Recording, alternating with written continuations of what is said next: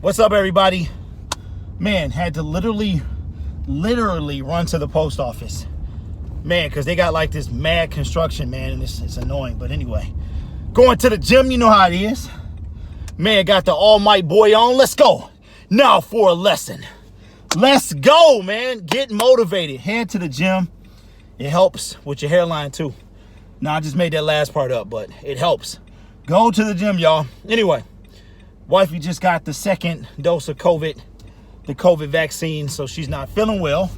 But she's feeling well enough for me to hit the gym, but I'm going to take today off and make sure that she's good. But shout out to Micro Mike and the fellas at ISN. Micro Mike had made a video about this a few weeks ago. It was rumored that the Detroit Lions were potentially looking to trade up, and that trade was with the Atlanta Falcons. And he got a lot of flack for it, but it turned out to be increasingly true. And it comes out today that the Lions pursued a trade with the Atlanta Falcons to move up from number 7 to number 4. Good Lord. Come on, bruh. Like, we really doing it. We really doing it. Come on, City of Westland. You got to get it together, man. What is this? What is going on here, man? Look at, it's like I'm off-roading. Look at this. Come on, man. Man, stay off of Wayne Road between Warren and Ford. It's ridiculous. So the Detroit Lions pursued a trade with the Atlanta Falcons. Now, my question to Lions fans is, how do you feel about that? Does it give you a little flashback of prior regimes trading up for a wide receiver? Me personally, my initial reaction was I was a little upset. And then I thought about the positive. I said, okay, Derek, they didn't go through with the trade. That is the number one thing out of this whole thing, is apparently Atlanta was asking way too much. So they didn't go through with the trade. But the fact that they entertained it is cause for concern, because we have no draft capital to go up. If the asking price was too high, like, imagine that, it's crazy, right? So I'm a little concerned about tomorrow. We need a wide receiver. We have multiple needs on this team. So it's not like we don't need a wide receiver. We absolutely do. But to trade up to get one, to me, is out of the question. There's no way. Everybody expects us to be bad this year. But how are we going to fill holes on the roster if we don't have the capital to do so?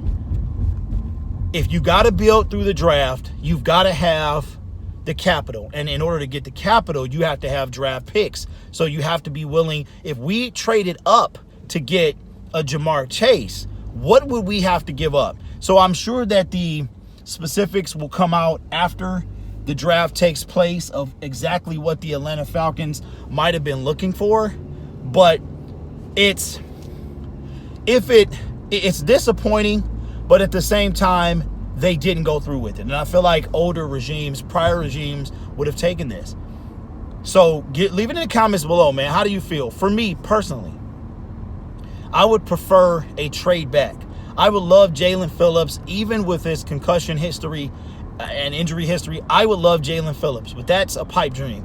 So I would want to trade back New England Patriots, depending on what Washington gave us, no further than the football team. Me personally, give me number 15. We talked about this yesterday.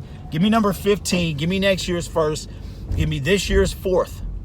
And for good measure, give me a player or a pick. It doesn't have to be Stephon Gilmore.